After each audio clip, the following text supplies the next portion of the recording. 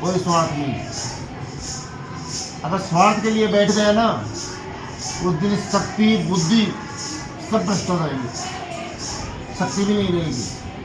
अगर जो इंसान निस्वार्थ बैठा है उसमें शक्तियाँ बढ़ती जाती हैं, परमात्मा का आशीर्वाद वहाँ पर ज़्यादा होता ही जाता है।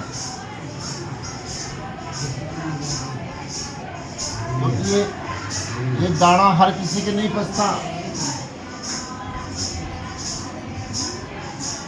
इसमें 2 नंबरी आदमी भी आते हैं, 2 नंबर से कमाते हैं, वो चढ़ा के जाते हैं बाहर।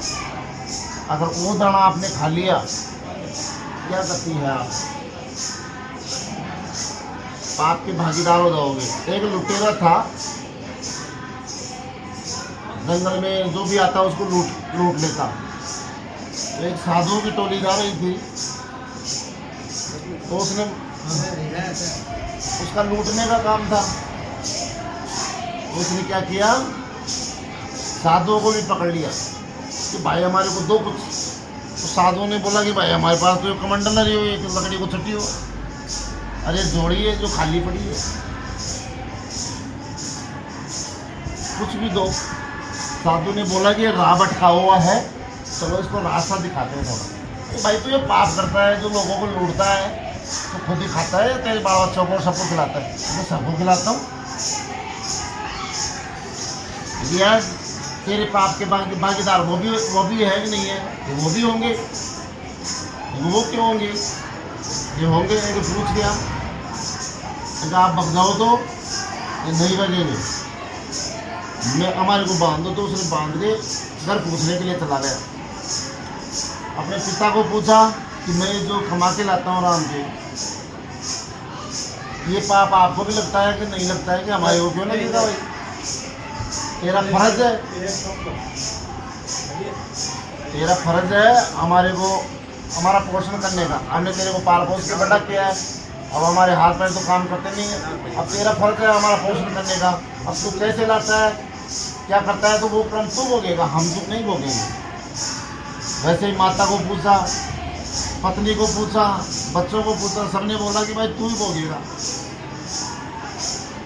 वहाँ जाके अपने वो तीर धनुष को थे साधुओं के चरणों में रख दिया कि मेरे को भी कोई मंत्र दे दो, मैं तो बाबा जी बोलूँ। भाड़ में कोई किसी का नहीं।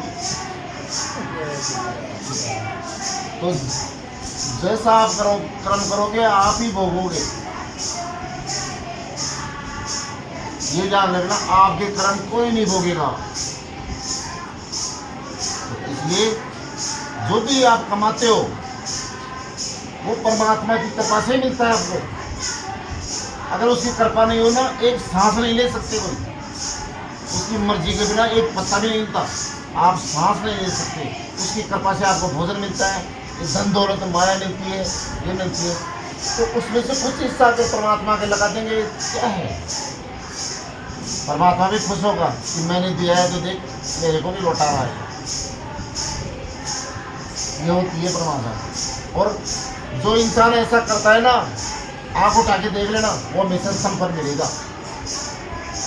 कहीं भी नजर उठा के एक भी उदाहरण बता दो तो भगवान के लगातार भिखारी हो वो। जिसने भी भगवान के हिस्सा लगाया है ना, वो हमेशा तरक्की करता रहता है। ये मैं नहीं, आप नजर उठा के कहीं भी देख लो। और जो जितना कंजूस बनेगा ना,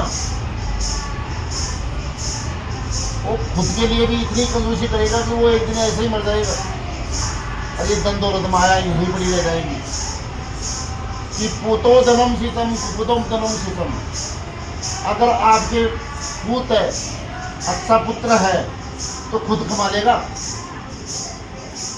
और कुपूत है उसके लिए ढेरों पैसे इकट्ठे कर दो, सबको मिट्टी में मिला देगा। तो आप अपने बच्चों को संस्कार अच्छे दो, उनको पूत बनाओ। तो पूत बनेगा तो खुद कमा लेगा, धन दौलत मोह माया ये तो सब वो कमा लेगा। हराम का इकट्ठा करके क्या मतलब है? हम संतान के लिए भाइयों से झगड़ा कर लिए, भाइयों को लूट लिया, भाई छोटे भाई से दगा कर दिया, बड़े भाई से दगा कर दिया। अरे किस भाई से दगा करके अपनी संतान के लिए कर रहे हो? अरे वो संतान एक दिन जाके आग लगा देगी आपके। और जो आपने हरामपने से कमाया ना, वो संतान को भी भुगतना पड़ेगा आपके, क्योंकि आपके पाप के दाने को खा रहे हैं ना वो। इसलिए कभी भी भाई से किसी से भी दगा मत करना। भाई बराबर की भुजा होती है। इसलिए वो एक कहावत है कि चाल वो बेला को चाहे फेरी वे और बैठ वो भाया को चाहे से बहरी वे। आज की दुनिया में भाई बुरा है, दोस्त प्यारा है।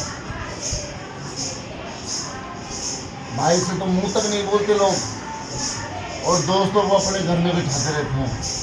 अरे क्यों है? भाइयों में झगड़ा भी हो जाए तो कोई बात नहीं, आपस में क्षमा मांग लो, कोई बात नहीं भाई, उस दिन माइंड खराब था, हो गया झगड़ा। और इस दुनिया में ऐसा कोई नहीं है आप उसके चरणों में पड़ जाओ और वो आपको माफ नहीं करेगा। अगर माफ नहीं कर रहा है तो वो फिर दुष्ट है।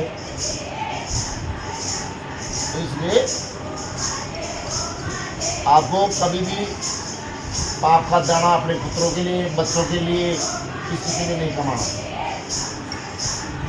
जो आपको हिस्सा मिलता है उसमें से 1/4 हिस्सा परमात्मा का भी होता है। ये शास्त्रों के अनुसार है। लेकिन नहीं, मेरा तो रख लूँ, सामने वाला